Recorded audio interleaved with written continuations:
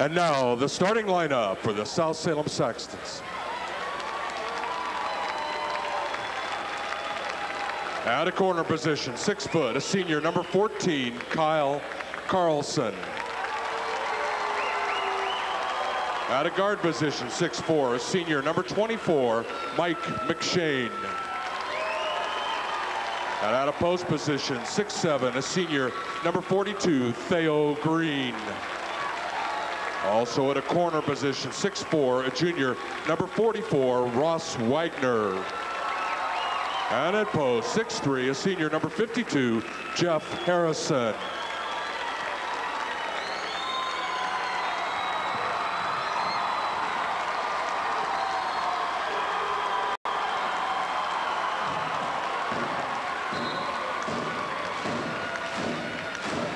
And now the starting lineup for Sprague Olympians, coached by Steve Masten. At guard, 6 foot, a senior, number 10, Jake Garlock. At a guard position, 6'4", a sophomore, number 24, Adam Masten. And at 6'3", a senior, a forward, 32, Josh Coonfield. And at a center position, 6'5", a junior, number 52, Brad Fillmore.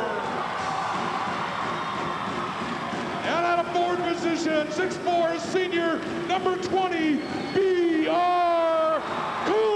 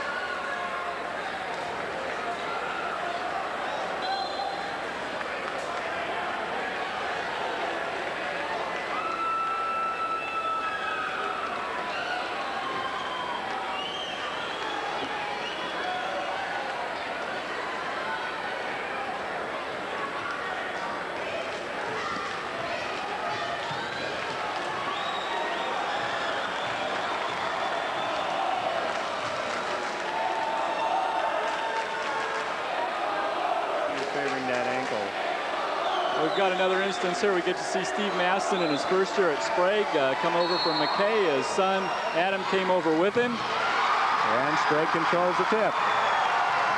Adam with the ball now. Adam's number 24 on your screen.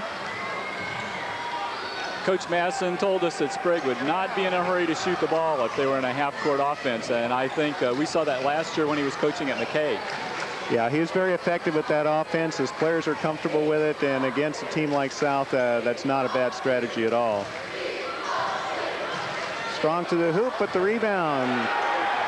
B.R. Cook does not put it home. Here come the Saxons. Mike McShane throws it away.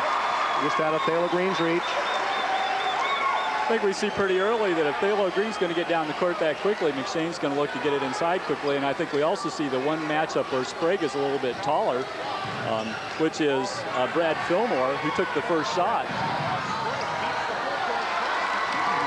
Ball is over to the Saxons on a turnover. Thalo to McShane to the hoop. McShane. Strong rebound, Harrison. Again, Jeff's got it and puts it home.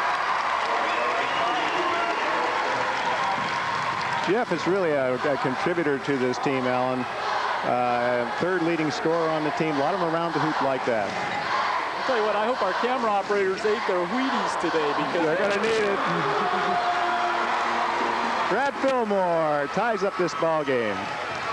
Mike McShane setting it up for South. And we can see them trying to post up Thalo Green already. A nice sag defense. Jake Garlock with the steal over to Adam Metzen. They're going to need that, too. They're going to need extra help with... Gilmore again. That's a matchup I mentioned right away. He's a little bit taller than Jeff Harrison, and I think we can expect to see him handling the ball. So far, looks like it, and it's got him a quick lead. Kyle Carlson, short, Thalo Green, the rebound. Strong to the hoop, Green, but the left hand doesn't go down. I think they would have counted that one, too. That was a very nice movement, nice movement to the ball on the rebound for Thalo. Thalo has impressed me, Alan, in his senior year. I think he's shown more moves this year than I was really used to seeing from him last. But he doesn't get the first in the drop, and so the Saxons still trail. What I also like about the game, Harv, is that there's so much noise here, so much excitement. There really is.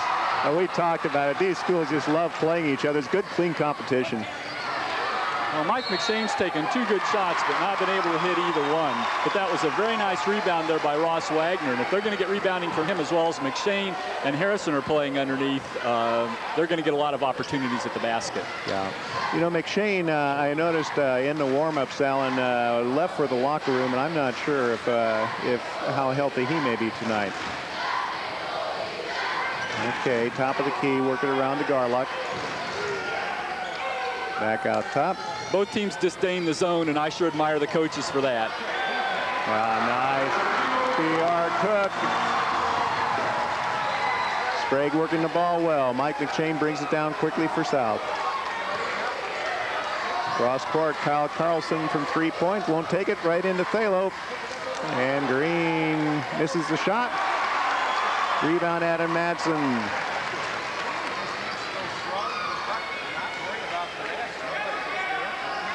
Thalo had the great position there, and Sprague didn't foul. Right now, both teams being pretty impressive, not getting themselves into foul trouble. There's Mike McShane. And he got it this time. Jam. We missed that one the other night, didn't we? Yeah, I think he would have gotten too much ribbing. In the first quarter, those legs maybe had a little more spring in the third quarter. That's for sure. You know, Mike is an excellent defensive player. He's just all around everything. For a guy his size, what a point guard South has. I'm also impressed with how Thalo can move the ball up court. That's something he's going to need to do in college if he's not going to be playing pivot. And, yeah, he should have dragged it. We can't hear the whistles. No, we can't. Everyone was looking for the referee to find out where he was. He had to look for the hand signals. Mike McShane drags his feet. Sprague has it again with a 6-4 lead. Garlock to Masten. Adam Masten directing that offense tonight. 2 awfully good players playing against each other. Adam Masten is just a sophomore, but it's shown an awful lot of ability. A great pure shooter also. Absolutely. I remember him as a freshman from McKay. That's an unfortunate thing there for Sprague, because Josh Kuhnfield came across the center quite nicely and made a shot, but did what I notice awful lot of players do now, Harv. I think they allow 3 steps in basketball too much. There's so much traveling now compared with what was called when I was in high school eons ago. I was going to say, wouldn't you like to play the game again? Oh. You don't even have to put the ball down anymore. No, you don't. Salem misses a close shot underneath. Rebound, Kuhnfield again. Kuhnfield's contributed big time so far. A foul on Carlson. That's a matchup I think Sprague would like to see more off the defense and off the transition. Mike McShane wasn't able to pick up Adam Masten. No. And Adam took it straight to the basket, and I think South was lucky that he wasn't able to get the shot off quicker because he swished it. Yep. Okay, we're still at 6-4. We're halfway through the first quarter. But they've left the matchup. I may be wrong here. They've left that matchup. Adam Masten's a lot taller. That looks like a post-up possibility for Sprague to me. Yeah, it sure does. It also takes Mike McShane a long way from the basket, and a player who's not handling the ball as much. I think I might like Mike McShane closer to the basketball because of his ability to steal. Oh, they tie it up. McShane gets it. They feed to Harrison for 2. And this ball game's tied up. Brand new ball game with 3 minutes to go in the first quarter. And only 1 foul in the game so far. That's nice to see. I personally hope neither team gets into foul trouble. I like seeing these players on the court. Well, we've got two fine referees. We've watched these guys all season. The nice thing about them is you don't mention them too much. And I'm impressed. Jeff Harrison, good strong rebound, good position. I want to credit the referees. A great non-call there by the referees on that last rebound. Okay, we do have a foul here. I didn't catch who it was on, Alan. First on B.R. Cook. B.R. Cook. Several of these players we've seen in two sports, especially for Sprague. Yeah, that's really nice to see. That's one thing that goes back to our day, too, Alan. We all played 2 or 3 sports. Thalo Green laying that one home. Thalo, who's missed 2 very easy shots, hits a fairly tough baseline jumper. Well, maybe that'll get him on track. The players are thriving with these referees going on the harm rule. This is wonderful refereeing, and we're occasionally critical, but the people watching this is wonderful refereeing.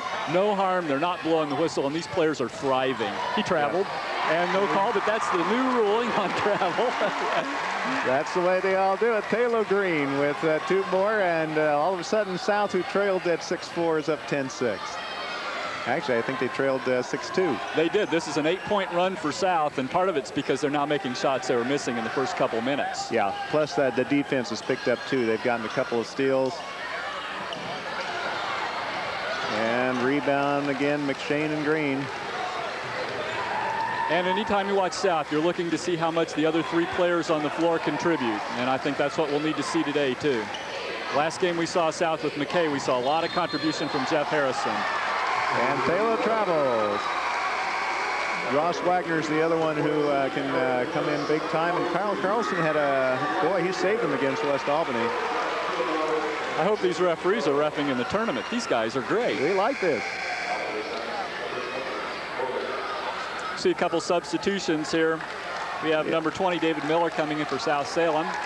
David's had a hard week, Alan. His grandfather passed away, and that has hit him particularly hard. He was close, but David's a trooper. He's out here tonight, going to see what he can do to help the Saxons win this ball game. We also see for the first time Matt Leisinger, and it's great to see him back on the court. And he immediately takes the ball to the hole and has a chance at a 3-point play. I tell you, Matt can give this team a real big lift. We've also got number 40 on the ball game, Jim Mountain, who has started a few ball games for the Ole's. But yes, if Matt Leisinger can get it going, that is going to fire up this crowd. It's going to fire up this ball team. Gives them a little more height out there, too, and pretty good quickness, and that was kind of a big-time ability after the bump to be able to put that up with the right hand. Yeah. Well, the advantage other also with Matt out there, even if he's not 100%, Alan, he's been there before. He's been in the big pressure ball games. I mean, last year our season came down to just about the same place in the standings. Steal. Great defense, but they have called a foul. Mike McShane got back quickly to block the shot by Aaron Bliss. Aaron into the ball game. We hadn't mentioned that. Well, these guys are doing a superb job of officiating, and they said there was a body bump there. McShane was very clean up at the basket, and he did not allow the uncontested layup. No, he didn't. We've seen Mike sometimes pick up some very unwise fouls, but I think that was a very good one to take to try to stop the basket, and nearly was able to do that cleanly. Yeah, and only his first foul, and with a minute 27 left in a quarter, not a bad place to be. It was an uncharacteristically bad pass for him, though, that caused that breakaway. It was. Don't expect to see that from Mike. Well, Aaron Bliss puts it home. Coach Steve Masten really likes Aaron Bliss and what he's contributed to this team. Okay, we see another foul. All of a sudden, now we're beginning to hear those whistles a little more, Alan. But you can't let it get too physical. David Miller out to McShane. Kyle Carlson can't handle it. Thalo recovers it. Tries to get inside to Harrison. No look pass. Would have been better to look that time. I think so. We had 2 Olies waiting for that. Masten, Nice strong move to the hoop. And the O's are up 13-10. We were at 1 minute left now in the first quarter. That's an awfully nice move for a sophomore to get into the center, to not take the ball all the way where he could get in trouble with a charge. And Jim Mountain forces the jump. Where's the possession arrow? It belongs to South, but Sprague gets the next one. Yeah, that's always worth half a possession when you get the tie-up like that. Absolutely. Jim Mountain. Excellent play on Mike McShane. Mike turned around, and guess who was there?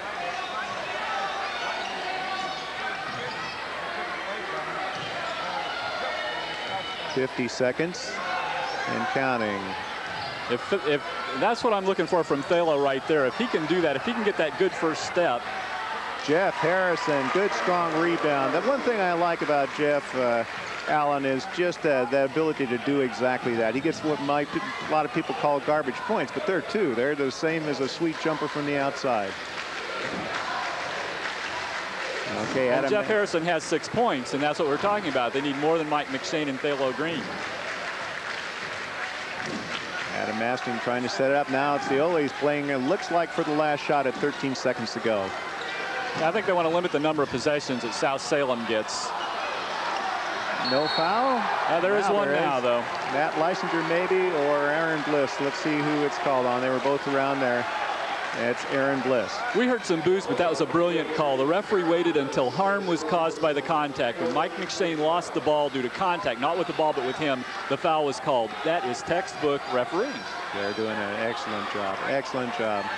McShane letting the ball bounce to save a couple seconds. He's going to put it up. He puts it up, and he's not going to get it. Okay, we're at 13-12 at the end of the first quarter. The South Salem cheerleader muffed catching the long shot there, and that's the reason for the Sprague fans. Well, we want to look at the standings while we got an opportunity. Yeah, let's wait for our crew to be able to put that up there so people at home can see just how tight this Valley League race is. And I can't remember a time, Harv, when we had 5 teams that were just all within a breath of each other. Okay, we're wanting to see these standings. Let's go ahead and talk about these standings that we have in the Valley League. We have McNary, and these standings are a little bit old, actually. We've not had time to update them because we now have South Salem and Crescent and McNary at 12-3. Crescent Valley and Sprague each have picked up a loss, so they're at 11-4, and West Albany at 10-5, all very competitive. McKay playing very well this year, given the turnover they've had on the team at 6-9. Corvallis 5-10. Lebanon and South Albany at 3-12, and North Salem with a lot of height, but a tough year so far at 2-13. Well, a big game, obviously, for South Salem tonight. If South Salem and McNary can play out the string, that is, win their last 3 ball games, either one of those gets a free trip to Memorial Coliseum. And as you're well aware, Alan, when you get into the playoffs, the less games you play, the better. The faster you can get up to Portland, and the less opportunities to suffer a loss or an upset or an injury. You're just in much better shape. And I believe South Salem and McNary play each other near the end of the year at South Salem. Yeah, in fact, it's Tuesday night, so this game very, very big for South, but even bigger for Sprague, and we can talk about that. It was a game that we were originally going to do, and fans may wonder why we're not. It's because we've started. Aaron Bliss from the outside. We started covering the Kaiser City Council on a small pilot project of services with them, and because of President's Day, their council meeting's on Tuesday night. We cannot do both. Be a great game to do. It would be. We see a lot of weak side help there. Thalo Green had 3 white shirts around him, and one of those, Adam Masten blocked that pass. Okay, we've got Masten with the ball, the jumper, he's got it. He looks like he wants to shoot more tonight, Harv, and he looks like he's got a hot hand. Yes, he does, and a traveling call, I believe, on McShane. McShane trying to pass inside to Thalo Green. And Barry Adams doesn't like what he sees. And rightfully so. South Salem had about a 3-minute stretch where their offense they were running quite well. But after that, we're really not seeing good South Salem offense. We're not seeing good looks at the basket. We're seeing Sprague, not a lot of crisp passing and not a lot of ball movement. When the ball goes to one person, they're keeping the ball, and you see 3 Sprague players there immediately. I would expect to see the ball move much faster after this timeout. Well, we'll be looking for that.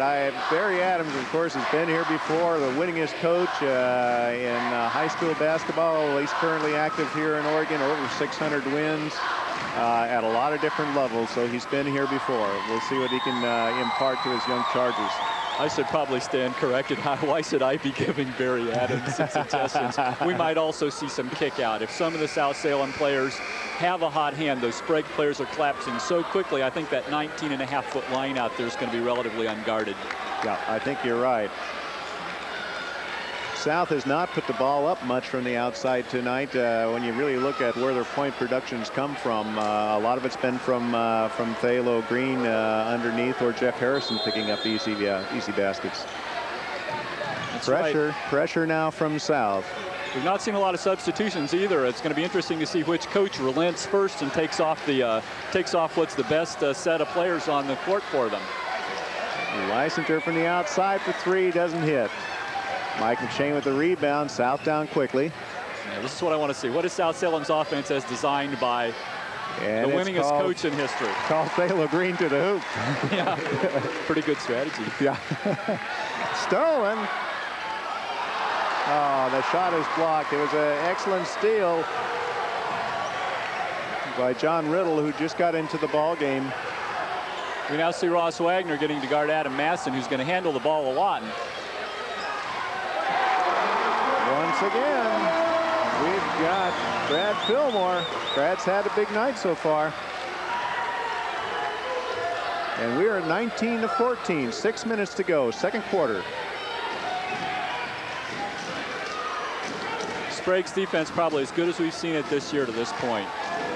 Yes, I will have to admit I've been impressed with South Salem's defense prior to tonight, but Sprague is playing excellent ball. To the hoop goes Riddle, and he's got it. Yeah, and an awfully big assist there by Mike McShane, who really made that play and made it work. Aaron Bliss to the hoop, and he charge, I think. Charge call, could have gone either way. I agree, and I'm from the school which is the defensive player has to prove it. Yeah. So in that instance, I think I would have seen it the other way, but these referees are doing a great job and they're there, and it could be that Mike McShane, with all of his ability, really got there in time. Yeah, the thing I couldn't tell from our angle, Alan, was whether Mike had both feet down. His body looked like it was in the right spot, but I couldn't tell with the feet. I thought they were moving. South Salem still needs to move the ball more quickly. We have some players posting up that are wide open, that are not getting, or at least have the post-up lane clear. And once again, the ball is in one spot. Yeah, David Miller is... Well. Yes, Thalo got called for moving pick, and I wanted to see if that would be called. He stepped out in order. Mike McShane did not cut closely enough off. Thalo stepped out in a Patrick Ewing style move. Patrick gets away with that in the NBA, but these referees level. are on top of it. Not at the high school level. We don't do that. When South gets the ball back again, we may look for David Miller. He's their three-point shooter. He has not taken a shot yet. He is in the ball game, but they need to open up a little bit from the outside. Sprague has a mismatch off that pick there when a switch, and we now have, there's the mismatch, and there's the foul. Ross Wagner was forced to guard a taller player, and Brad Fillmore, South is not able to get back after the pick out in front in the switch. Well, you mentioned from the outset that Fillmore, no matter who's been on him, has had that size advantage, Alan, and Sprague wisely taking advantage of that. And keeping now with Matt Lysinger, who can shoot threes, and he proved it. He warned Thalo Green by shooting that one earlier. Adam Masten misses, but Aaron Bliss. Probably the smallest guy on the court for Sprague. And there was the three we were looking for, and it was blocked. Blocked, and this crowd's going crazy. Aaron Bliss came to play. First of all, a beautiful follow rebound by a guard knifing through, and then coming the entire length of the court to knock a three-point attempt into the second row of the crowd. As I mentioned, Coach Masten really likes this kid. He's not a starter, but you've got to call him their sixth man. And we've got a steal. Jim Mountain with the ball. That's a tough thing from the sideline there. I don't know if the referees had the players back off 3 feet. It is awfully difficult to inbounds a contested pass from the sidelines in a high school gym. Thalo almost with the steal, but Lysinger will get a free. Oh, Adam Masten had the rebound. I thought he dribbled it off his feet, but nope. That's a great call once again, off the South Salem player's leg. And these referees, notice how quickly, it's the brief whistle, the decisive call, no change in facial expressions, and they pick up the ball. Once again, we wish everybody in the Valley, the referees were watching. That one I might have called the other way. I think that one actually did go off Fillmore's foot. I thought so in the second time. Brad's looking over at the bench like maybe that might have been a lucky call. But we got to remind people that 2 referees watch 10 players, all of whom are trying to get away with the most possible. That's a tough assignment. Absolutely. We've got Josh Kuhnfield and B.R. Cook coming back in the ball game. Good time put in by Jim Mountain, and Matt Leisinger contributed while he was there. We also see for the first time, I think Mike McShane is off the court. And Greg Sasser has come in. Greg, a sophomore point guard, probably be taking over this offense next year.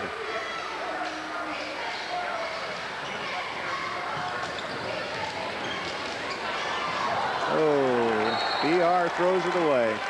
I don't think BR saw there how totally well posted Brad Fillmore was, and he expected Brad to step to the ball, and Brad had posted himself up for a layup. Yeah, he had. That's tough to see when you're driving the baseline and concerned about going out of bounds. There's an instance where if Mike McShane had been doing that drive, he would have taken it all the way in. Yeah, he would. And that's one that Greg Sasser, with a little more confidence, will spot that he had the step and that someone's going to have to foul him to stop progress. Nice pass, though, from Sasser to Green. A low-scoring game for South Salem.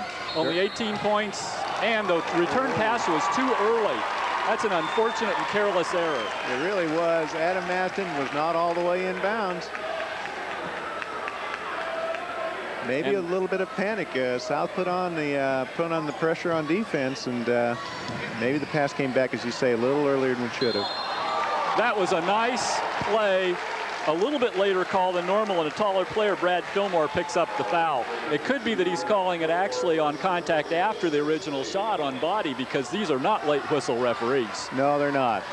Well, Ross Wagner looks like he wants to get a little bit more involved in the offense, and that's important for South. Brad Fillmore did the right thing, though. He contested anything inside the paint. You can test. Even if you get a foul, you're letting a player know that they can expect when they get in the paint that they're not going to have an open shot. Okay, we've got Adam Masten taking his first seat of the evening. Jake Garlick coming in. We'll see how the offense runs with Adam on the bench. Nice to see that form with all that backspin. Ross has got a real pretty touch. The one junior starter in the South lineup.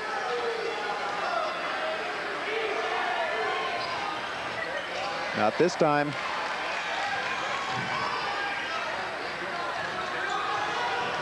Jake Garlick bringing it down. Let's see how Jake directs this. That was a nice post up there. Aaron Bliss. Aaron Bliss is having a night. It's his 3rd basket of the 2nd quarter. I think that was a good no call. There's a lot of yelling, but that's what I would have done too. Yeah. I think the defensive player was leaning out, trying to get something. The offensive player came as close to straight up as you could. That would have been my call. I agree. And important basket from John Riddle, who hasn't been a big contributor scoring-wise at South this year, but that's at least a couple hoops tonight, Alan. I was going to mention on that last play, when Aaron Bliss got advantage there, we did not see South Salem getting over to help out. It looked like he was going to be triple teamed on that last possession, and both players kind of slacked off, and he hit that really nice off-balance shot. Yes, he did. I think South Salem has got to look to give some help when their players are beat. We've seen a lot of it from Sprague tonight. Sprague, as we've talked about, playing as strong as defense as we've seen his team all year. Riddle short with the shot. That 12-footer, he's got to take that, though. He does. Although I think John's taken more shots than I've seen him take in 2 or 3 games. If you're an all-league 6'7" player, you can block from the back like that, and it did look clean. But if you're not all-league in 6'7", you might get whistled on that. You probably would. You probably would. Okay, into the ball game now. Carl Carlson is back. Mike McShane is back. Jeff Harrison's back. In for Sprague, we have Adam Masten back in. And we're going to see, I doubt we'll see Thalo Green again. They're going to make sure that Thalo goes into the second half with a lot of fouls to give and probably a little more physical play underneath. Yeah, and without Matt Leisinger in there, that may be a gamble Gary Adams ready to take. Maybe over and back. Close. That was very close. You can cross the center line, but you cannot create contact with the ball and then go back across the center line on an inbounds pass. Yeah, well, that was just one step away. We had some nice sag defense there by Ross Wagner on South Salem, as Adam Masten briefly had advantage on Mike McShane. Okay, Matt Leisinger is in there. Was incorrect, and Matt misses the Misses the lay-in, a little bit off balance. Mike McShane to Wagner. I don't think too many people are going to get a rebound away from Jeff Harrison. No. He's very physical with that. And Mike McShane doing something that I can only do. He just got a little too physical underneath. Yes, he did.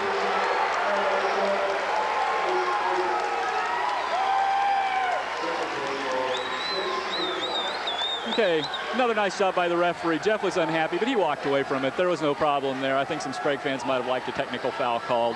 Not necessary. Well, Jeff's just a competitor in everything he does and every sport he plays.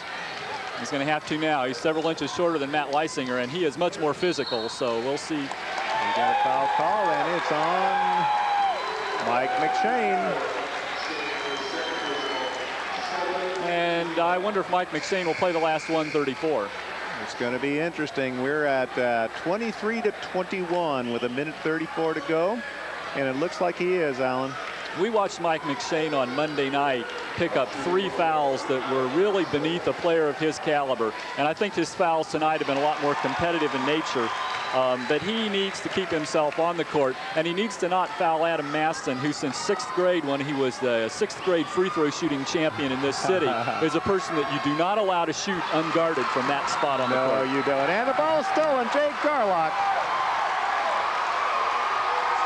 Garlock on the steal, and Thalo Green is going to come back in. Yeah, Barry does not want to go in down by 6 or 8 points. It could happen. Kuhnfield strong to the hoop, almost gets the tip, stolen away from McShane. Garlock underneath, puts it in. Well, we did have Barry Adams unhappy about that one. Contact with McShane was not called. Kyle Carlson for 3, it's not there. Strong rebound, Wagner right back up, checked by B.R. Cook. Oh. And McShane throws it away. Right idea, and we may have to set our clock camera on that one. That ball whipped through in a hurry. It'll be interesting to see now if Sprague tries to hold the ball. 55 seconds is a long time. My sense is we're going to see them spread the court, look for something easy or kill some time. Adam Masten, when he's handling the ball, you just cannot foul. Mike McShane's not even guarding him.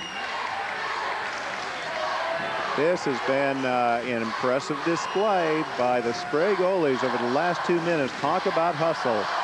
Now, with 10 seconds to go, do you try to post up Adam Masten on Mike McShane and pick up number 3, and that might be a possibility. Well, I tell you, you got an opportunity to pick up 3 either on Mike or Thalo, and that either one would not be a bad way to go. I think Thalo's only got 1 foul. Oh, I've got him for okay. 1. Okay, I thought they had 2. Well, I missed 1 foul being recorded, so it could be a second okay. one. Well, if Mike's the guy with 2, then I would agree with you. Even if you don't score in a post-up, you draw the foul and have a potential for an 8-point lead going into half. Yes, he was picked off by Matt Leisinger, but McShane came through brilliantly, but Leisinger freed himself. And the tip is missed. Boy, 2 opportunities. And there was very nearly a foul at the end of the half, but not called. And it was almost a very bad, unwise foul. Very much so. Instead, though, here at the end of the first half, we have a tremendous defensive first half by Sprague, and the halftime score is Sprague 21, South Salem, or 27 rather, South.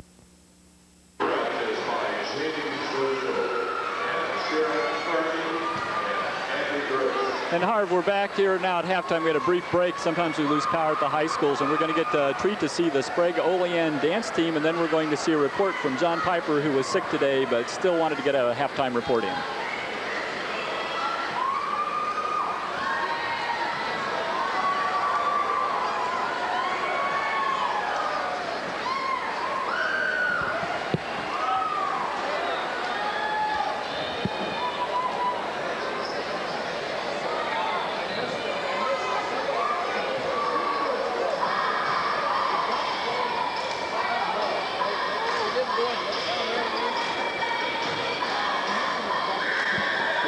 Pull your mic back. I was missing one too. I don't know if going to shooting is off. Maybe there is something on there. He's missing stuff inside. He's not taking a quick move in the basket. And I think Barry's been taking on the ring. But he's going to finish it. He's going to need to get that. And they're going to either get him or get that ice in.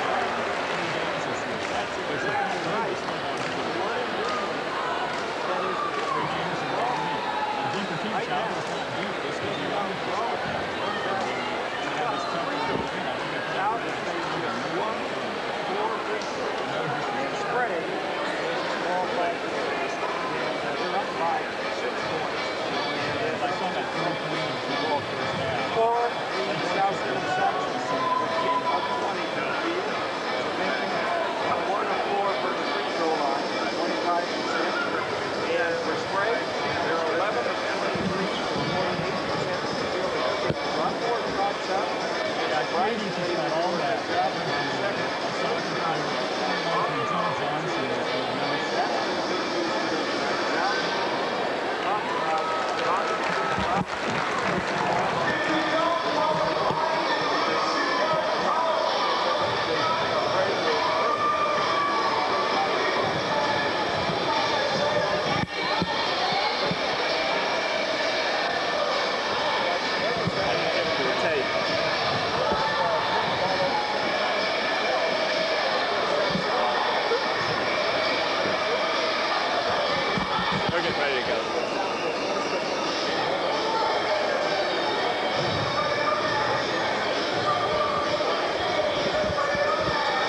We're watching the Sprague Oleans, and now we need to go to the halftime report with John Piper.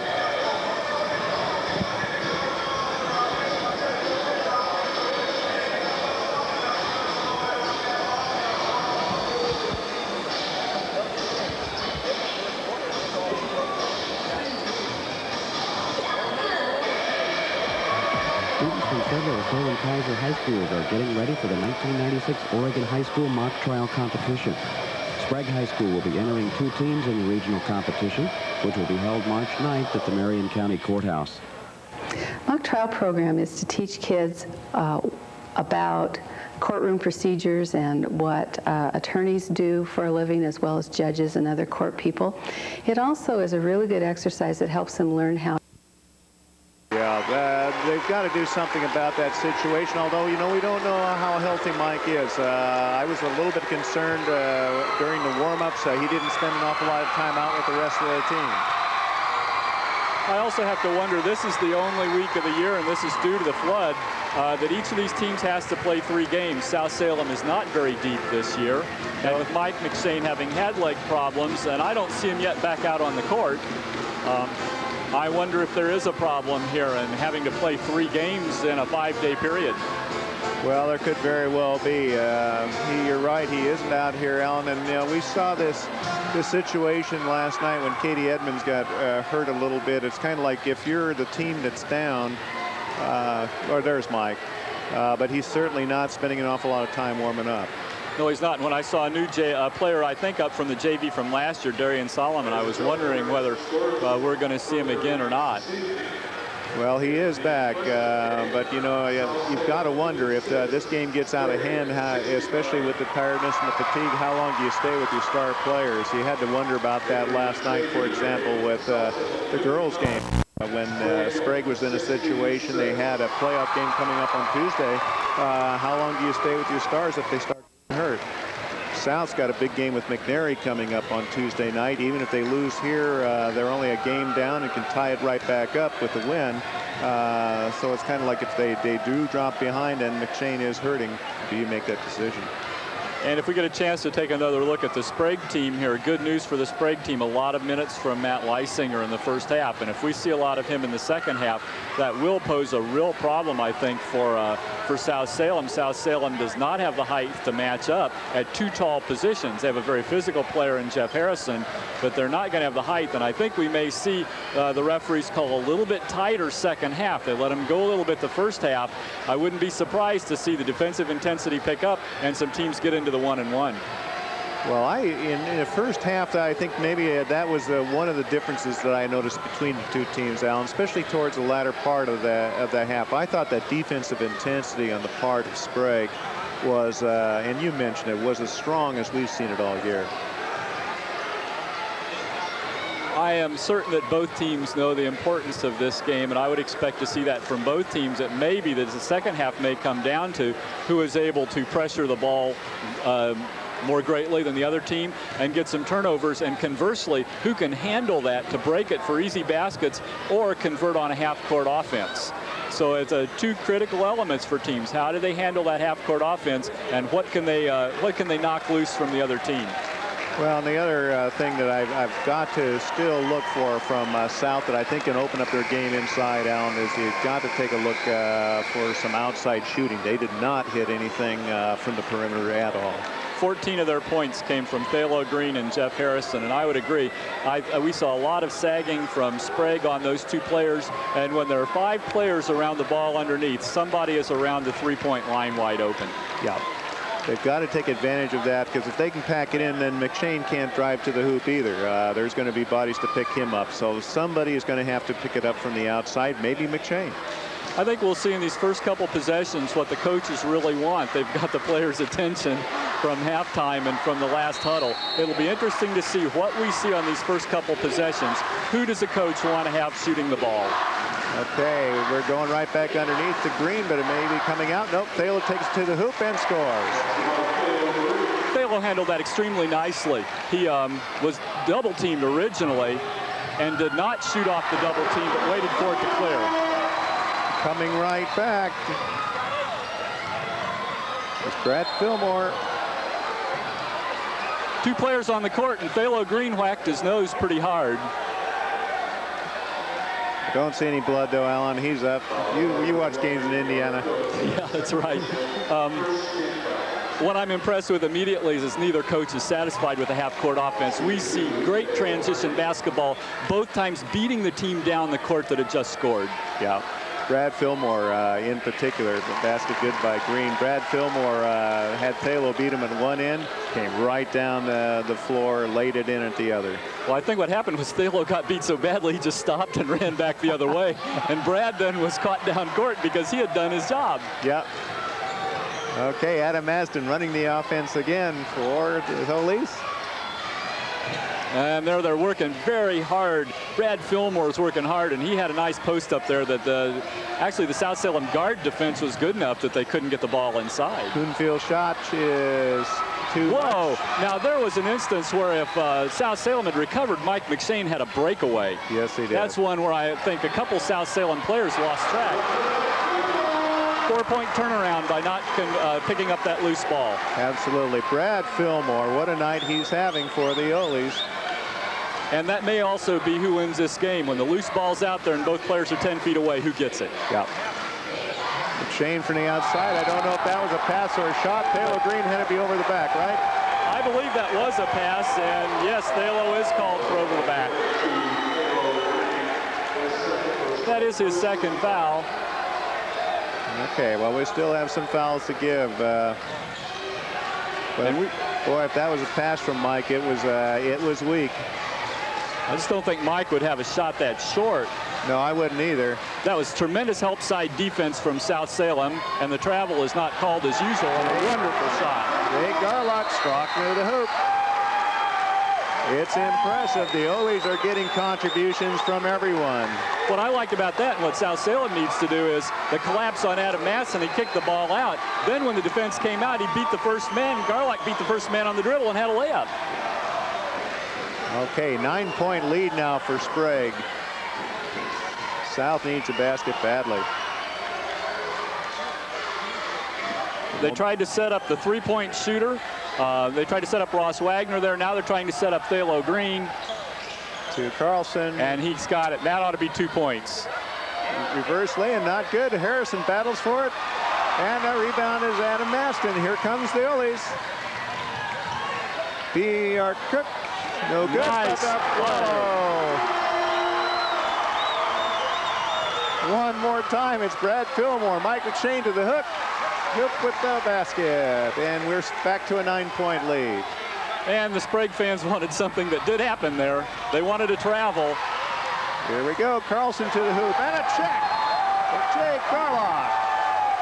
What an intensive defensive effort by the Sprague Olympians. I love it. And they're letting them play. Barry Adams didn't want to let him play quite that much. He would have liked to see a line out of that with all that advantage. And they're going Michael to McShane. shoot that, and he was definitely fouled. In fact, you can pick which player fouled him because there were two of them. They won't call on both of them, will they?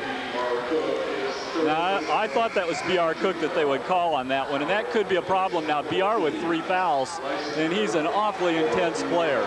He is, and he's been a big scorer much of the season for the Olies, but the impressive thing tonight is while he hasn't been putting the points on the board, a lot of other people have stepped up. Well, Brad Fillmore already has 12 points, and he has 6 points in 2.5 minutes. Mike McShane is short. Does not look comfortable. No. We watched Mike McShane here last year when the South won 55-52, nailed 2 free throws at the end of the game when it was 53-52. Mike again got this one, and that didn't swish.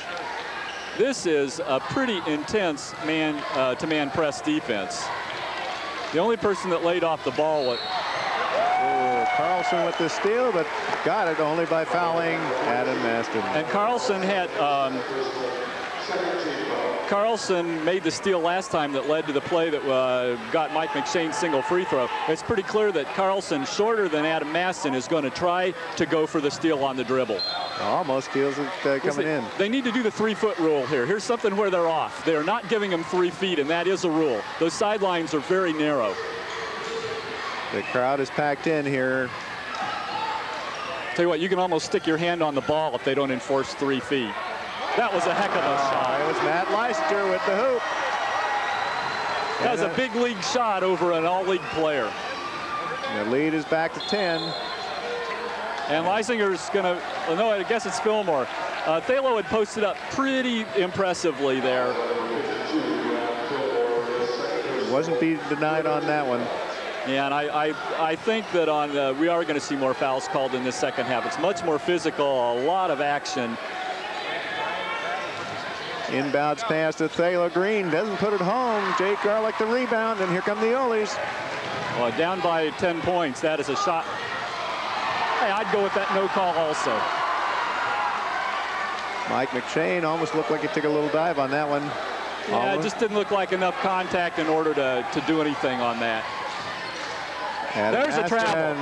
Now, there was a travel, and Barry wanted it earlier, but the problem there is he's taking 2 steps and then taking a 3rd one to go to the basket. Well, 2 players can do that. Mike took a few less steps to do it. Yeah, well, the problem with what Adam Masten did was he took a step, and then he took 2 steps for the layup. Adam feeling it now. Comes up short on the shot. Kyle Carlson with the ball to Mike McShane. Mike drives, passes to Thalo underneath.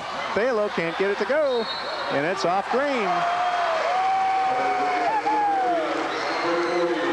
Thalo's pretty unhappy with himself for that. He was a little bit deep, though, to the basket. He was a little tight to the baseline. Yeah, he's expressing some comments to the referees. I think he's really more frustrated with himself. And he better watch for a foul now, because Matt Leisinger, being also an experienced player, is going to work that to see if he can get Thalo to push. We saw Jim Mountain there try to release deep to give the other option on that tight press, which is the deep pass. And we might watch for that in the future. All right, here's Fillmore spotting up and hits it. Well, he's a player of the game so far, 14 points, and he's just hitting everything he shoots. Well, sometimes you get into those kinds of zones, and the key is they always recognize it. They're giving him the ball. Jeff Harrison and Matt Leisinger are going to bang on each other a little bit underneath. Thalo Green. He'll put it up. Tries to get the spin off the hoop, and I don't know. This may be on Brad again. If that's Brad, that's 3, and that's a problem, because if he keeps guarding Thalo, Thalo will see the ball every single possession the rest of this quarter. Yep, it is. It is on Fillmore, and it is number 3.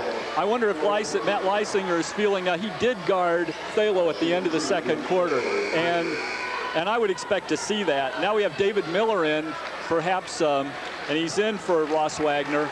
Perhaps we're going to look at some kick-out passes here. Yeah, he is their outside threat, and when you're down by 12, you need something to pick you up. It's a very short lineup on the court for South Salem. Well, defensively, I think it might be a stronger unit. Jake Garlick is coming out, and Aaron Bliss, a strong second quarter back in for the Ollies. Kind of surprising that 2 guards are up on the tight position for South Salem, and they've got a banger like Jeff Harrison back, and I can see why. He plowed through the lane. All right, here comes the nice press. They break it easily. Have we seen this much from Brad Fillmore earlier in the year? That was an excellent break of the press. No, this is by far the best game I've seen Brad play all year. South Salem is still down 10 points, and this is an instance where I think a Steve Masten coached team with an Adam Masten, a great free throw shooter holding the ball, will not be in a hurry. They've got a mismatch now, and they switched back. Sprague needed to very rapidly get Matt Leisinger before Jeff Harrison could get back.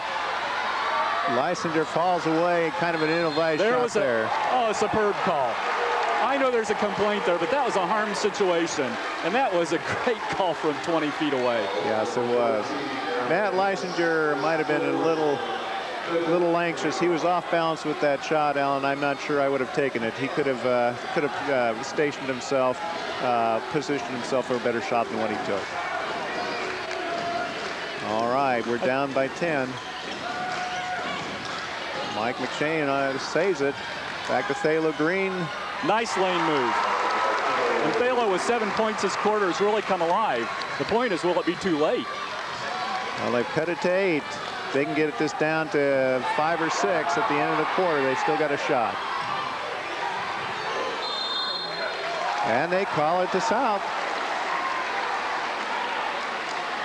We had another instance where the fans did not like the play on the contact there between Mike McShane and Adam Masten, but that was perfect no-harm basketball. I may have criticized referees in the past. These guys understand no harm, no foul better than any I've seen in a long time. You said they're an experienced team, and I think they're calling a great game. Yeah, we've seen them before, and I just love the job they do.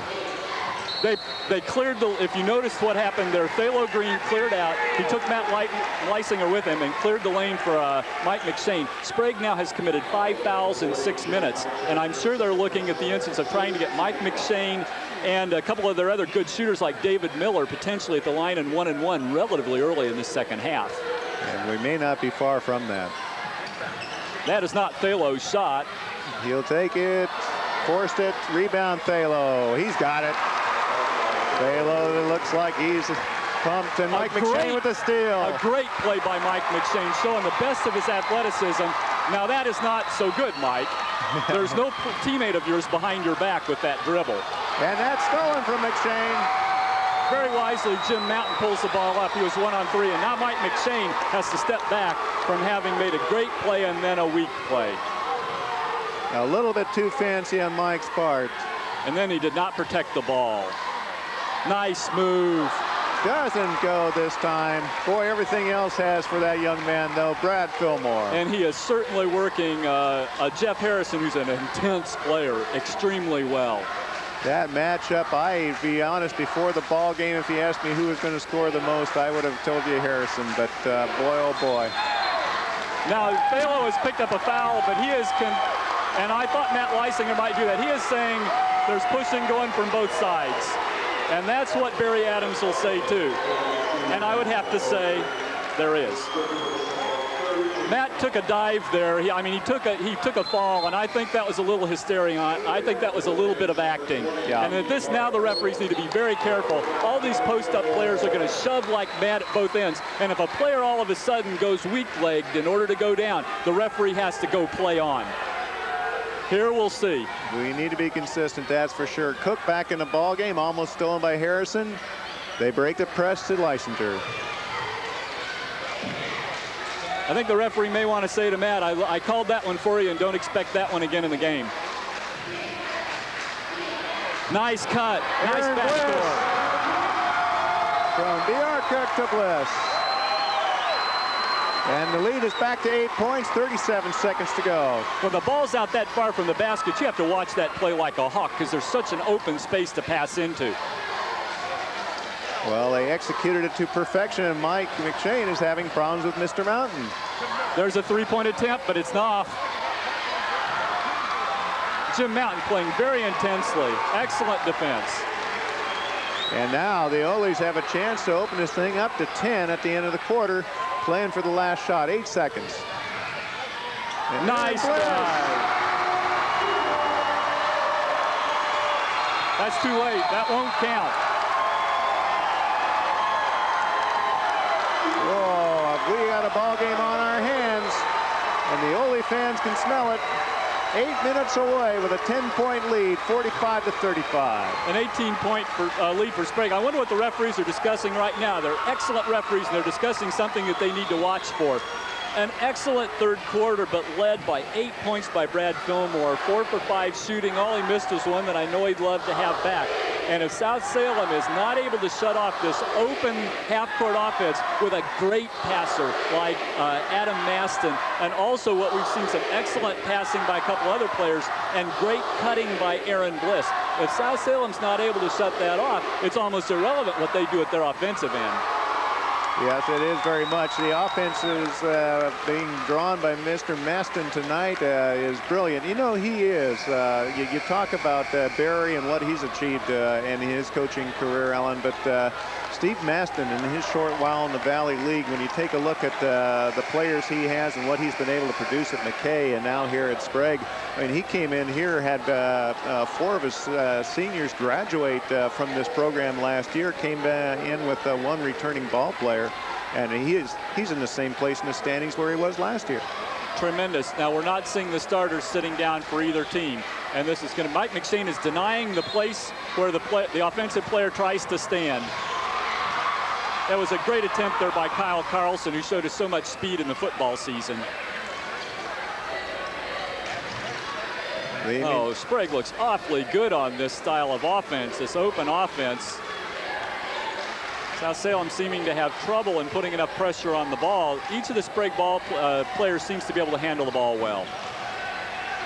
And Thalo Green at 25 feet from the basket. Oh, and Matt Lysinger can't put it down. That was well executed. They just didn't finish. Matt immediately spotted when Thalo was a little bit slow on taking that cut. Could have been a quick 2. Thalo right back the other way. Scores and a foul. That was incredibly well done by Thalo. He used the rim. The defender had to go through his basket or the rim, and you're not going to do either. All right, Thalo Green has cut the lead to 8. He's got a chance to cut it to 7. And at 7:18, South Salem shoots 1-1 for the rest of the game. That could be an important factor. Could be a real important factor right here. And Thalo hits it. And we're down now by 7. Here come the Oles. They've handled the press well so far. Thalo's the only South Salem player with 3 fouls. We've got Brad Fillmore with Aaron Bliss and B.R. Cook on Sprague with 3 fouls. And they have advantage here. What will Adam Masten do with it? Hopefully not throw it away, which he did. Adam was triple teamed, and he expected to see a player out a little bit farther. He actually had 2 players, though, that were available for that pass. And I think that was the problem, Alan. The 2 players weren't sure which one was coming to, so neither one stepped toward it. Miller trying again for 3. Green with the rebound. Follows again. He was fouled. And if Thalo Green is going to dominate the boards like this, they can let David Miller shoot it just to get it close. Well, I think what it does, when Miller shooting from the outside, it really does clean things in the paint for Thalo to go to work. Now, they have 2 problems now for Sprague. One is they're letting Thalo get a dominance inside, and the second one is B.R. Cook picks up foul number 4. Now, brings in Brad Fillmore, who comes in with 3. I wouldn't have been surprised to see Brad come back anyway. He's got 2 fouls left, and someone's got to keep Thalo Green off the boards. Well, he may be the man. Well, Thalo Green cuts this gap to 6. 6:46 left. And he's cut the gap to 5. It's been a one-man scoring machine. 22 points for Thalo Green out of 40 for South Salem. And this is now a 5-point game, and this becomes now a big possession for Sprague. For South, they've been big possessions most of the second half. Yeah. Mike McShane tries to take a dive, and they're not going to buy it. I'm surprised, though, that they called anything. We've seen other players on the floor, and it was a no-harm situation. Okay, that's a 3rd foul on Mike McShane. Let's watch that situation. Mike's not too upset, though, and he talked with the referee, and he actually asked him something, which is a very encouraging thing to see. Yeah, I like the way that he has really matured as a senior. Very physical play now. And that was a beautiful shot by Jim Mountain. Jim Mountain gets the roll. The Saxons back quickly, trailing by 7. Intense defense by Sprague. McShane with a big-time move. That was They'll call a foul on Thalo there. They're calling it on Miller. That's where you get too tight. You can double team, but you cannot get in on the upper body of the player. I thought Adam Masten spotted a crack there and really split the defenders nicely. Yeah, that call could have gone either way, too. I think Mike McShane slipped there. I think the fans may not realize what happened. He did not want to let Adam Masten have a clear shot to the basket. No. Oh, and Thalo Green with a beautiful play, and then Matt Leisinger with a nice play to come back and get the tie-up, which means although South Salem gets the ball, Sprague is set up next. Sprague gets the next one, you bet. We saw a really nice sportsmanship there between Mike McShane and Matt Leisinger, too. These guys know these teams are playing hard. Well, these boys play each other a lot during not only the school year, the summer, it's kind of year-round. These guys have played each other since, in some cases, since grade school. Now, Jim Mountain has done something that very few teams have done. That's a nice play. And that is definitely the call that had to be made. Aaron Bliss blocks Riddle's progress to the hoop. 4 fouls on Aaron Bliss, too. And now this situation could get a little bit serious because Aaron Bliss is the one who made the 2 beautiful cuts to the basket in the third quarter to pick up 2 layups when they spread the offense. Yeah, Aaron played that strong second quarter, too. He, as you say, if you spread the offense, he's usually the cutter that you're looking for. I'm interested, though, to see that Jim Mountain's defense has really stopped Mike McShane from going to the basket. And either Jim's defense is really great or Mike's a step slow tonight or perhaps a combination of both. But when Mike can't go to the basket, it makes all the difference in the world. Yes, it does, because then they collapse on Thalo Green and they don't have the kick-out pass available to the three-pointer either. Adam Masten to the hoop. Check cleanly, and we have a 3-on-2. And a jump ball, and it's going to go back to Sprague. That's a great defensive play. Mike McShane is upset that he's walking away from it.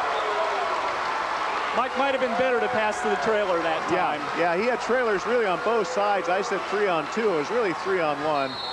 And almost intercepted on the inbounds pass. Pretty intense stuff here. 5-point lead with 5.5 minutes to go, and every possession so important. And we see now Mike McShane is playing off Adam Masten, totally off of him. Oh, my goodness. He'll put it right up. And he does.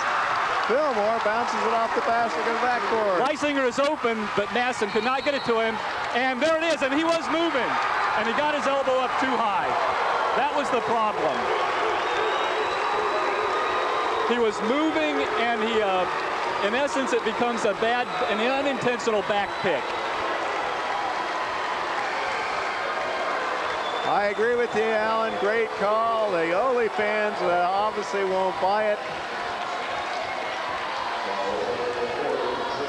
Mike McShane looks very tired, and I would really, I don't know if they can afford to set him down for 2 minutes, but he really looks tired. Well, they're going to call a timeout instead. The difficulty with that play, a couple things happen, and the fans may not know this rule, but as a player retreats down court and does not have his head turned, you may not back pick him. You must wait until the head is turned and then give him a full stride. And the head, McShane's head, I don't believe was turned on that play. But the second thing was, I don't believe Jim had himself set. I think he was just kind of in the way. And in the way with your feet moving is a moving pick, and that is an offensive foul. Absolutely. I think Mountain is coming out. Garlock looks like he's going back in. Gotta say, he's played a great game. He has. Big weekend for CCTV. Alan, we've got a swim meet, we've got college basketball, lots of things going on. Well, we really do, and we hope that the fans that watch this will watch the swim meet. It was delayed by a week. It'll be on Sunday at 8 o'clock or at 6 o'clock instead of this game and the other game. So watch this on Saturday night, as you're doing if you're hearing us speak. We'll watch the swim meet on Sunday, and check this game will also be on again on Monday at 4 o'clock. I should also mention, we are in water conservation, and while we get the opportunity, we talk about a swim meet, but it's very important that the residents of Salem have really cut back their water usage. It's most important to continue that so we can fill our reservoir back up. Please conserve water. You can watch Channel 25. You can listen to local radio or the paper to watch the ways to save water. All right, Mike McShane to the line. We've got a 3-point game. South is now in the 10 fouls, and so they now get 2 shots. This is kind of critical that Sprague has committed so many fouls. With Mike McShane's shooting off, he now gets a second chance. I don't think Matt Leisinger is going to let Thalo Green in either if he misses. So. Yeah, one of the problems when you play intense defense, Alan, is you can pick up the fouls, and I think that's what's happened to Sprague. Well, I think we'll see some fouls on South here too. I think the referees are discussing it, and they're trying to be very fair and very comparable. All right, we've got a 2-point ball game. 5:03 left to go. Sprague's back in the regular offense. You don't see this ball 25 feet out like you did earlier. They're working hard, and who wants the ball other than Brad Fillmore? Brad's saying, come on, give me the ball. Well, you got a 2-point lead, and now's not the time you don't really have anything left to nurse anymore, Alan. It's kind of like you got to go back on offense too, or the momentum is going to swing the other way. That's why Thalo Green is guarding Brad Fillmore, even with 3 fouls. They do not want Brad getting those shots, but we do have now Jeff Harrison on Matt Leisinger, and we may see that exploited and very quickly here. Now, Harrison's got the big body, but he's only 6'3". Nice back cut there by Brad Fillmore. And once again, if there'd been a leading pass there, I think he might have had advantage. Wagner Gables does not come up with the steal. It was great help defense there by Thalo Green. Excellent block. Kuhnfield can't hit, but Fillmore cleans up. He had great position. He caught that with his hands, but that was made by the position of his feet. Brad Fillmore follows up on the miss by Kuhnfield. Now Thalo's trying to post up Matt Leisinger, and an air ball. Air ball from Mike McShane, and that brings a few comments from the Sprague fans. Now what happened there when Mike was trying to do the right thing, his guard sagged back in on Thalo to prevent the inlet pass, and Mike said, okay, if you're going to give me 5 feet open, I'm going to take that. But he does not seem to have the spring in his legs tonight. No, whether it's fatigue, a little bit of illness, or both, we don't know. Oh, and Josh Kuhnfield missed Adam Masten on a beautiful cut there where Adam had Mike McShane beat. We got a weave going and a good one. Shane almost with the steal. Back to Garlock. There was great help side defense by South Salem there. That will not count, and that is also the correct play. Yeah. Or the correct call. He was fouled on the dribble before he entered the lane. What we saw there was South Salem with great helping defense, and then we saw Sprague with equally great finding the open white jersey. These teams are playing as well as I've seen them play all year, and they're doing it against each other. Not a lot of points on the board, but incredible intensity. We're at 49-45, 3:16 to go. Matt Leisinger got the baseline on Thalo. A very late call there. I'm quite surprised. I am too. I thought there was a foul, Alan, but when the whistle didn't go, I thought they weren't going to whistle it off. And actually, Thalo was the one who peeled off and went to the board, and Mike McShane stayed with Matt Leisinger. However, the guy with the close look there was the referee, and he's called decisively all game. Yeah, and I think it's the right call. I believe there was a foul. We're now in 1-1 for both teams for the rest of the game. Now, South Salem did miss a great opportunity to try to cut this score to a tighter margin. Long rebound, and it's to Fillmore. Once again, Mike McShane just doesn't seem to have quite the spring. Normally, I think that's a ball he would pick off, although he did have the responsibility to cut off the shooter.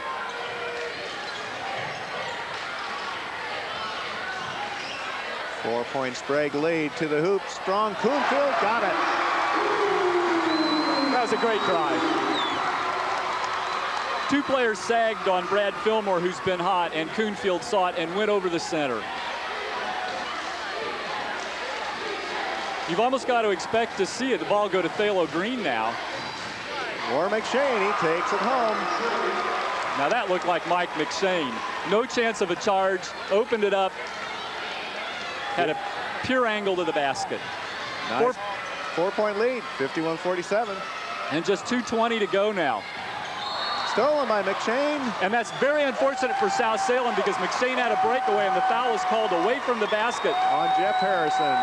Guarding Fillmore, who was not the intended recipient of the pass. The call is correct, but that's very unfortunate. This is a 2-point game because Mike McShane had the breakaway. Yes, he did. 2:17, 51-47, going to the line. Adam Masten. What a free throw shooter. I think we call this one 53-47. I would. And people need to know we're not trying to jinx Adam Masten. We've just seen him shoot a lot of free throws. I think he's the best free throw shooter in the league. I believe he is too. I believe he is too, and he's got both. Well, he's 4 for 4 tonight, and I bet next time he gets fouled, he'll make it 6 for 6. Mike McShane in the hoop again. Left hand. That's going to go. Got it. And it's going to be a three-point play if he can sink the free throw. Sprague assistant coach really looking for travel, but we've talked about that. When they go in the lane, they get 3 steps now. They no longer, that's international basketball, but it's become American basketball. Yeah. Yeah, if they limited the number of steps, Mike McShane's game could be curtailed greatly.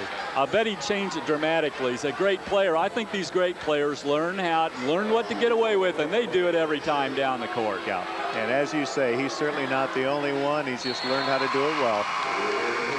All right, he does cut the gap to 3. And McShane with 10 points in the 4th quarter.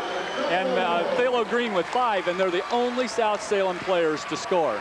However, this has been a good quarter for South Salem because they have cut. Somebody is down, and they're going to call it on. It's offensive on Leisinger.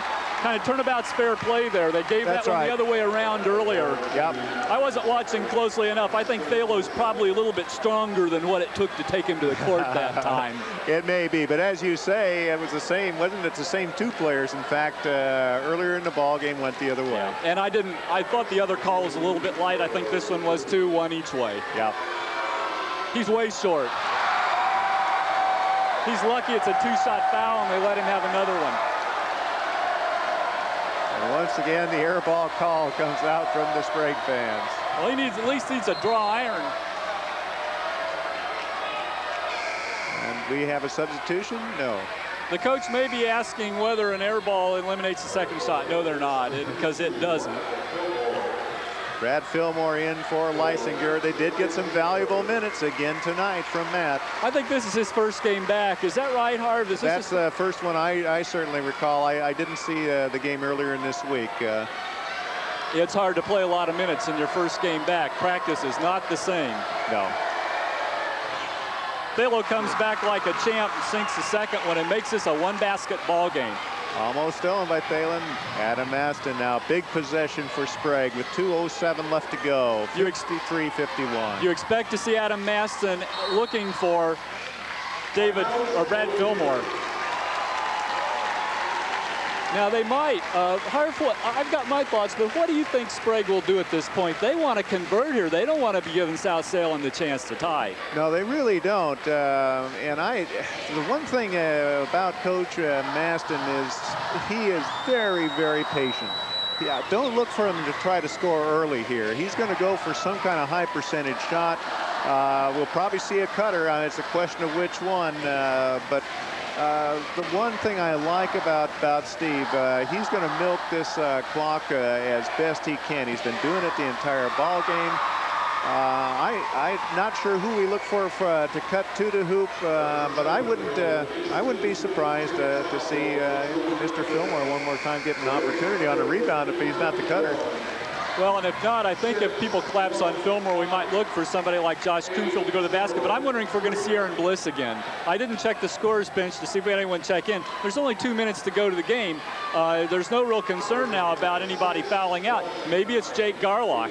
I think you're right, though. I think we're going to see South really look at the 2 players who we know have a lot of offensive potential, Adam Masten and Brad Fillmore. And I wonder who the other cutter will be. B.R. Cook is back in the ballgame, and we know him to be very physical. That could now, Jeff Harrison guarding Brad Fillmore, and in the first half, that was a matchup that worked in Sprague's direction. Very much so. Almost a nightmare for Jeff. Thalo Green guarding, and Thalo Green and B.R. Cook having a very physical little matchup out there. A lot of speed shown by Sprague on the ball here. Very nice to see. They're not standing around. They're cutting, they're moving to the ball, they're cutting away from the ball. All right, time is down now to 1:30. Minute and a half left in this one. 1-1 for both teams. 2 more fouls on South. It's 2 shots for both teams the rest of the time. Oh, Jake Garlock really had advantage on that cut. But Sprague really not wanting to take chance with passes. No. No. I think Jake is out there to actually to pass the ball. If they wanted the offense from Jake, we probably would have seen Aaron Bliss instead. Jeff Harrison with the call. They want to send Fillmore to the line. Well, I think this is going to be, that's Jeff's 4th foul, although with a minute to go, I guess you don't get too concerned, although we could be staring at overtime. It's definitely a possibility. Is this Brad's first time to the line tonight? I don't mark missed free throws on the score sheet. He is shooting tremendously from the field. From the field, yes. Yes, although a lot of those have been cleaning up breaks to the hoop, although he's had some nice touches on some really off-balance shots too. I should mention again, this has been a tremendous quarter for South Salem. They've come back from a 10-point deficit, but the advantage is still with Sprague. They have a 2-point lead.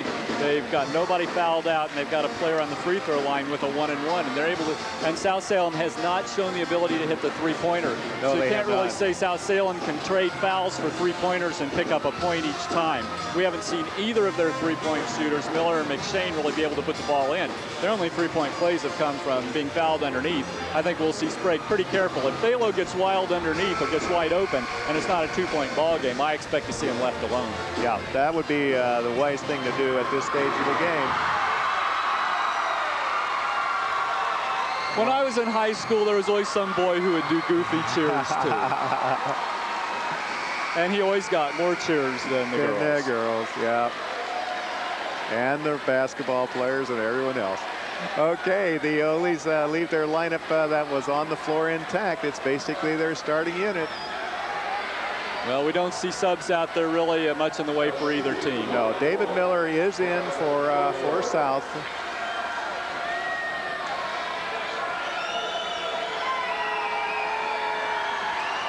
Very nice form.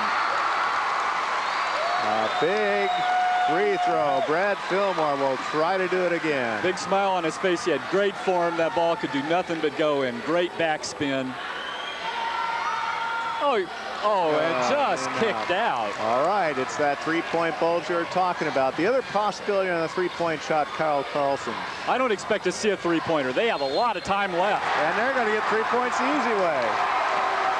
Assuming Mike McShane can put this free throw home. Harb, I wouldn't expect, unless it's the last possession in the game and they're down by 3, to see them go for 3. I think they feel very comfortable. Now, Brad Fillmore with foul number 4, and if this does go overtime, then we do have some players with problems on both teams. Yeah. I don't expect to see South Salem shoot threes. They're not doing it well. They're getting 3 opportunities this way, and unless it's the last possession of the game and they're down by 3, they're doing a whole lot better from 2 territory, and then they can come down and make Sprague prove it from the line. And as you say, their 2-point drives are turning into 3-point plays anyway. Well, Mike McShane is having a huge 4th quarter. He's got 12 points already. I don't think he's missed a shot, and he is owning the lane right now. Well, there's no question the 2 Pac-10 letter of intent boys have shown why schools like the University of Oregon and the University of Washington are interested in these young men. Well, that was about as nicely shot as you would expect from a Pac-10 player. Now, the Sprague fans are on their feet. They're loving this. Their team is playing so well. And we see Mike McShane pretty easily beat a pick there.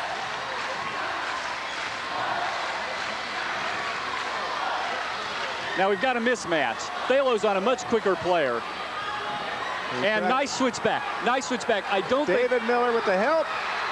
Jake Garlock did not notice that the mismatch had created. He ran himself right in to undo the mismatch.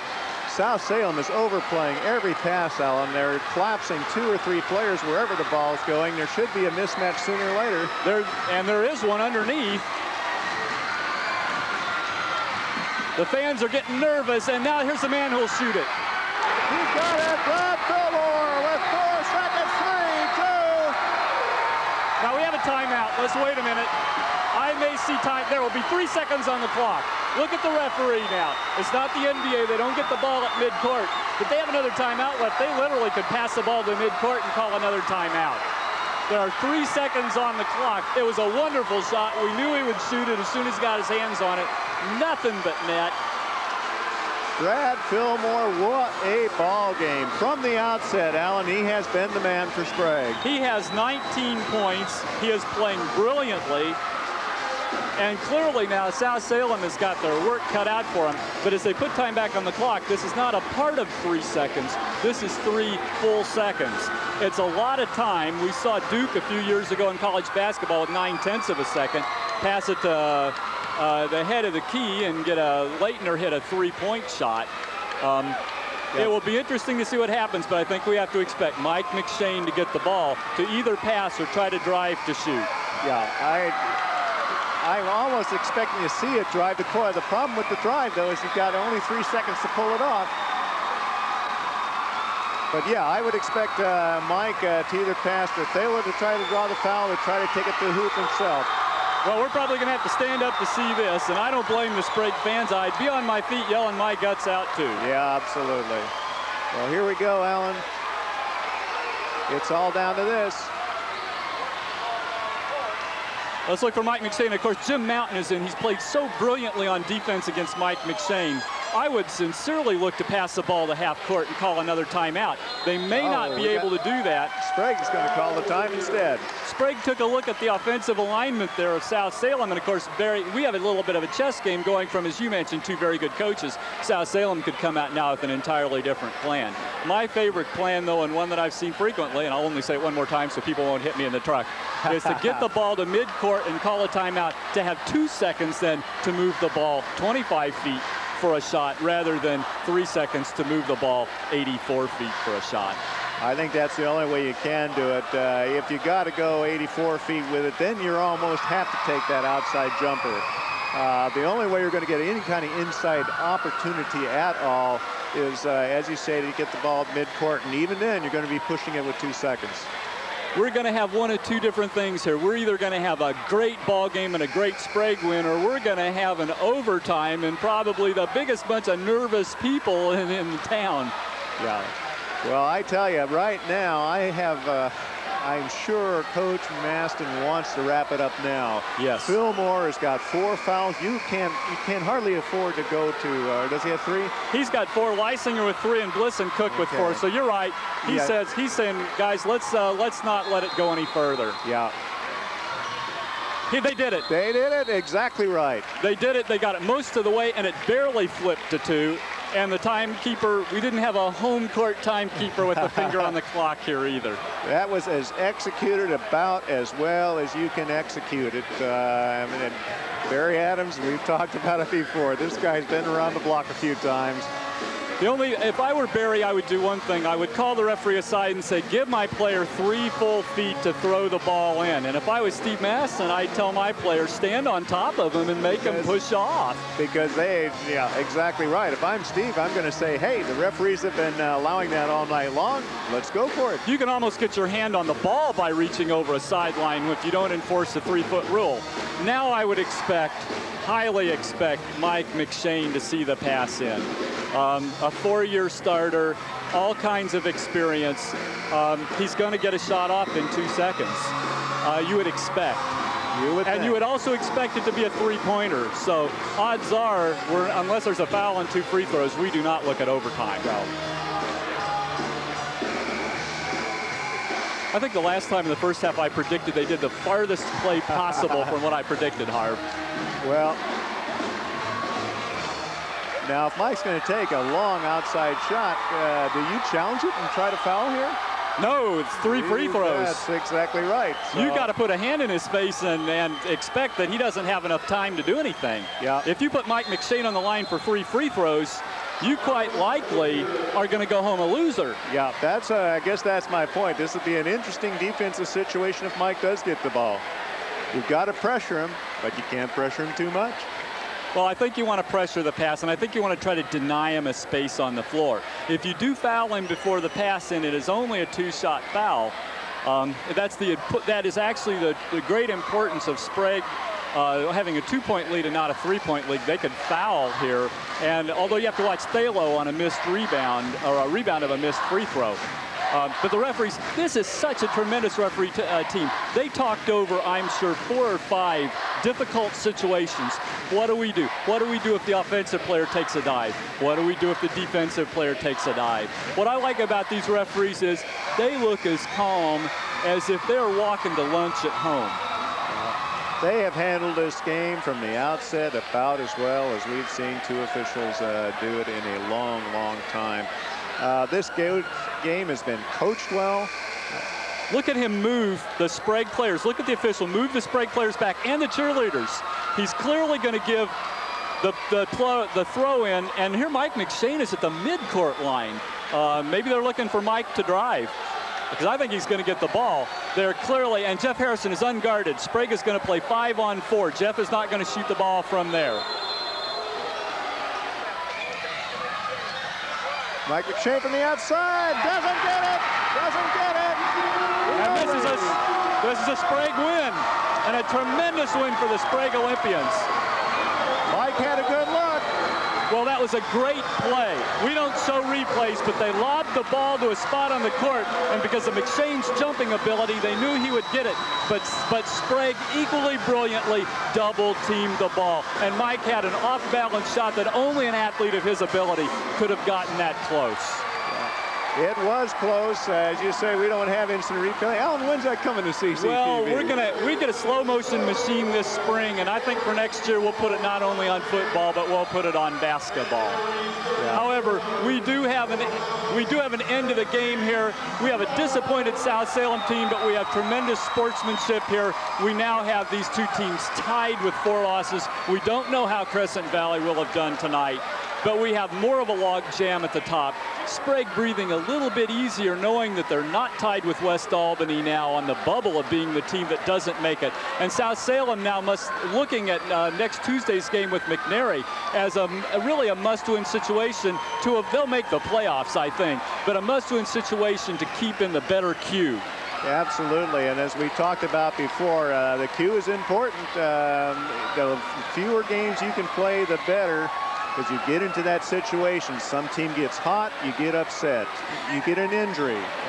Whatever the case may be, you want to get to Portland in as few games as possible. I think that what we now should do is prepare for our post game, and so let's go and recognize our sponsors, and then we'll be joining you again after this for interviews with the winning coach and winning team downstairs.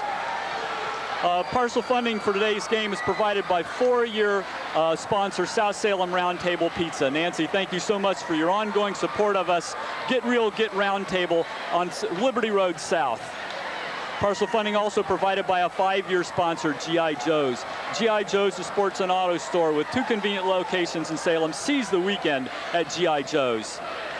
And support also provided by Chemeketa Community College. Chemeketa Community College provides a first-class education close to home. For any career goal, get your start at Chemeketa. We're going to get there, Don. Harv Shabothi back here at Sprague High School, where the Olies have just pulled off a big win, 2 points over the South Salem Saxons, and in the process have found themselves in a tie for first place. With me tonight is the player that we talked about as perhaps the star of this ball game, Brad Fillmore. What do you think? Well, it was a big game for all of us coming in. Last week we had a tough loss at Crescent Valley, and after that loss we needed to practice real hard because we knew we had South coming up, and last time we played South at their place, we didn't show up and we weren't ready to play like we usually do, and tonight we practiced hard this week, and we came out and I feel like we were ready to play this game. Well, you certainly were. Offensively, you really contributed tonight, more than we're used to seeing. Was that part of the game plan? Well, yeah, this weekend we've been working. We're trying to isolate on the post, South's post, because they're big and they're good, and we were trying to get Thalo and Harrison and foul trouble and take it right at them, and so our post did that, and that was the main key of going inside tonight. You were hitting from the outside. Were you feeling it? Yeah, I guess. I just shot a couple, and then they just started to fall for me every time I shot. So, yeah, I feel lucky. Okay. How about defensively? How did you feel about your effort? Defensively, I felt pretty good. Thalo, he's a great player, and I felt I needed to do a good job on him tonight in order for us to win this ball game. And along with the perimeter guys and all the other guys help side on Thalo, we all did a really great job on him and all the posts. Were you worried at any point about your foul situation? Yeah, towards the end when I got that foul on McShane and he made that basket, I was a little scared then, and I just wasn't thinking. But yeah, I knew I needed to keep it up and play hard, but I needed to quit on the fouls. So. All right, Brad, what's next? Well, we got 2 games left, and right now I think we're tied for first place because McNary lost tonight, and so we got 2 games next week, and they're going to be good games, and we need to concentrate on those right now. Okay, Brad Fillmore, thank you. Good luck. Joining us now is senior Jake Garlock. Jake? All these years, and finally, South, you've got them. Yeah, it feels great. It's been so long, and one of our team goals this year was to beat South, and it feels so good. I bet it does. I bet it does. And being in first place as a senior, what's this mean? It means we still have a chance to go to the Coliseum without playing in the sub-tournament, or we can get second place and have a home game just to get to the Coliseum. So that's good. That's good. Offensively tonight, you had took charge of the offense on a couple of occasions when Adam tried to get some rest. You're used to playing that kind of lead role for this team. Yeah, Adam needs rest a lot. I got to come in and give him a good spell, give good minutes so we don't lose anything while Adam's on the bench because he's a good leader, and I'm just got to get the team into the offense and make something happen. Well, you certainly did that. As a senior, have you thought at all about where we're going to school next year? I've already been accepted at BYU, and I'm going there. Fantastic. Any athletics in your career there? Maybe intramurals or something, but I don't think I'm good enough to make it there. So. Okay. Well, good luck to you, and good luck to the Olies the rest of the way. Thank you very much. Thank you, Jake. And now we're going to bring in Coach Steve Masten. Steve, tremendous win. Yeah, thank you. It was a great effort by the kids. I thought both teams played really well. Well-played game on both sides. I agree. I was impressed, and in fact, we mentioned it on a couple of occasions in our broadcast. The defensive intensity tonight of your Olympians was as fine as we've seen it all year.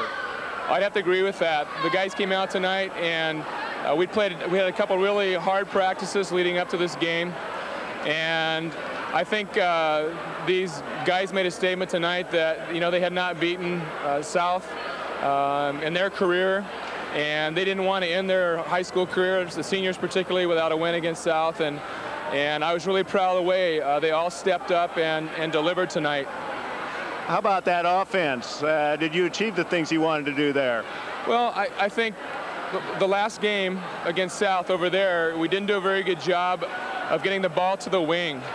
And we turned the ball over several times. We broke their press fairly easily, and we did tonight also. But I think the difference in the game over there was we did not do a good job of entering the ball in the wing. And I thought, well, we put something in a couple of days ago to help us relieve some pressure from getting the ball to the wing. And I think that made a lot of difference tonight. We didn't turn the ball over, getting the ball in, entering the ball. So I thought that was a big thing. And the kids were patient. I said it was important for us to be patient tonight. Offensively, get real good shots at the basket. And, most of our shots were inside shots tonight. And I think that was really critical for us also. Well, Brad Fillmore, what a ball game from that young man. And only a junior. Right, yeah. I'm glad Brad decided to come here from Illinois, he and his family. A great addition to the Olympian program. And Brad is a pretty good offensive player. He's kind of been overshadowed this year by Matt Leisinger. And I think, and then when Matt went down, BR stepped in and had some big games. And then Brad stepped forward tonight and, he hits some big shots for us, got some big rebounds for us, and, of course, he hits the game winner with 3 seconds to go. So, he has an offense, and he's capable, but, there's been a couple other guys that have been scoring more than he has this year, and I'm glad he picked tonight to come forward with that great game. That he did. You mentioned Matt Leisinger. I've been impressed with the way that the Olies have played during the injury. We talked about that earlier when Matt first went down, and a real key would be how would the rest of the team respond, and apparently you feel real good about what's happened in that process. Well, anytime you lose your best player, and statistically, you're going to struggle a little bit. Now, we have at times, and but the kids have battled through. And, one of the things about a good team is that people will step forward. And one of the things I really like about this team is that we have people who can step forward on a given night. And it seems like we have a different leading scorer almost every night now, and a good supporting cast. So, the kids have done that. And I think probably more than anything, you know, the offensive end aside, I think defensively is where we've really picked it up. We realize that we have to do a better job of stopping other teams if we're not going to be as productive offensively, and I think we've done that in the last few games. I would agree. And how about Matt's condition right now? How would you characterize where he's at? Well, Matt has a partially torn ACL, and he has a brace, and he doesn't risk any further injury, but he's still going to require surgery when the season is over. And as you can tell tonight, he's not as mobile or as quick as he's been. But he looked like he's moving a lot better tonight than he has the last 2 games where he's seen limited action. So I think it's going to be an adjustment period. I think he will get better as time goes on. I think the next week he's going to look better and play better than he has with the brace the last few games. Okay, well, Steve, we're now down to the last week in the Valley League, and 4 of you all tied in one spot. What's next week hold for the Olies? We have a big week over at McKay on Tuesday, and that's going to be a very big game for us for more than one reason. Yes. And then at home on Friday with South Albany here. So it's a big week, and I'm looking forward to it. I'm looking forward to having a chance to get a share of the Valley League title. Well, it's a tremendous opportunity. You've come over here, Steve, inherited a program where you only had 1 returning starter. What a job you've done. You can feel proud of that. Feel proud of the Olies, and I think it's about time that you get a chance to celebrate with the rest of the players. Tremendous game tonight. Thank you very much. Thank you, Steve. Okay, Alan Bushong. Alan, what do we got in terms of the stats? Well, we had a great game to start with. I'm sure glad we put this one on our schedule. For South Salem, 2 players dominated the scoring. We would expect that, and I think it's unfortunate. It's one of the difficulties they've had this year, and perhaps it caused them difficulty tonight. Thalo Green with 23 points and Mike McShane with 20, and 18 of those in the second half. But the big stat that leaps out to me, Harv, is they're the only 2 players that scored in the second half. And beyond that, we had Jeff Harrison with 6, but all those were in the first 5 minutes of the first quarter. And then John Riddle with 2 baskets in the second quarter. Ross Wagner with 1 free throw for 1 point. And that's the scoring for South Salem. 2 tremendous players having tremendous games, but once again, there weren't a lot of points coming from other areas. Part of that had to do with the Sprague defense. That was just a tremendous defensive effort from both teams. When we look at Sprague, though, we see a lot more players that are scoring. To start with, we've got Aaron Bliss, who scored 12 points. Adam Masten with 10 points, including the great free throws, and he didn't disappoint us there at all. Matt Leisinger in his first game back from his injury with 5 points. Jake Garlock with 4 points. Those are both on beautiful back cuts. B.R. Cook with 2 points. Also Josh Kuhnfield and Jim Matten with 2 points. But really, I think what had to be the player of the game in your first interview, Brad Fillmore, 19 points, including the baseline jumper that won the ball game. What a brilliant game for Brad Fillmore. He seemed to work very well underneath. He knew when he had advantage, when he had height, when he was a stronger player. He worked that to perfection. That was a brilliant game for him. An excellent ball game, and all of a sudden, Alan, we were talking about how the game for South Salem was big because they're facing McNary and it was a chance to catch back up. They're not going to have to catch up. They're already caught up. We've got 4 teams all of a sudden with 4 losses in this Valley League race. It's amazing that McNary lost tonight. I bet it was on the road, but 1 point to Corvallis. And now look at the log jam, an incredible log jam. And if West Albany won, and I don't know if they did, now they're lurking with real potential. Now they're looking and probably saying, wait a minute now, you know, there are 2 ball games left and we're 1 game away from being one of the 4 to make it. This promises to be great basketball next week, and I think what we really need to encourage people to do is a lot of those great games are here in town. Go out and see them. We are very glad to be starting our coverage of the Kaiser City Council meeting, but it does mean that we will not be doing McNary at South Salem, and what a whale of a ball game that should be. It really should be. And then also in town the same night, we've got McKay playing a spoiler role against potentially against the Sprague Olympians. Well, and then you've got also the Sprague coach and his son who were on McKay last year, and I'm sure the McKay people remember that, and they'll want to, maybe the players will want to prove something to Coach Masten that they're still a real competitive team. We couldn't ask, though, for a better end of a season. This is really what you'd want to have happen. Not 1 or 2 teams run away, a whole bunch of teams at the pack, which means these games are all fierce and competitive. And if played as beautifully as tonight, and we got to give the officials credit for calling a beautiful game. If they're played as beautifully as tonight, what a wonderful way to play and watch high school basketball.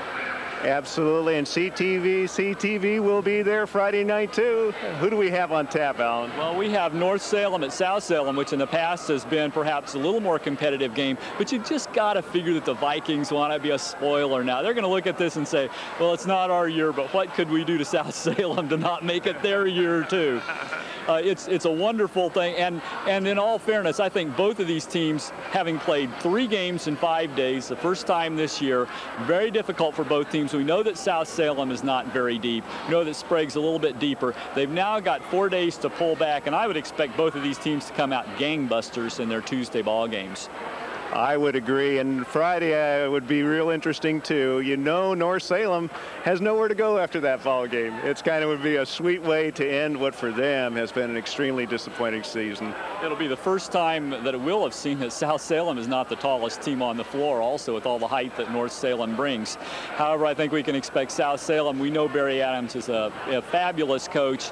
We know that Barry is going to have the team up for both games next week. I think we can expect to see a lot of ball movement. Barry can remind his team the brilliance of the fourth quarter they played today. They dug a 10-point hole by the end of the third quarter, but that fourth quarter was brilliant basketball against a team playing extremely well. So they've got nothing at all to be ashamed of, and if they build off this fourth quarter, they'll be just a tiger to hold down next week.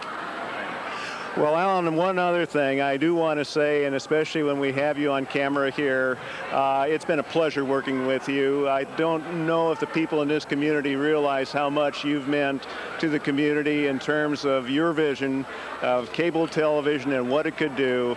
Just a tremendous job, and what an effort, what a vision. It's nice to see it come true, I'm sure, for you. Well, Harv, thank you, but I think it's because it's a shared vision of hundreds of people in a community where there was a true need. That's why my family and I moved here. We're glad to be able to help with the information about the flood. We're glad to be able to provide government meetings and these school events and to provide community groups the opportunity to go on. Thanks for your kind words, but I need to thank you. I need to thank Aaron Brown, who directed tonight, Steve and Stephanie Handy, who worked on crew, Don Roth behind this camera, who's probably worked something in the neighborhood of 50 to 60 events a year now for 5 years.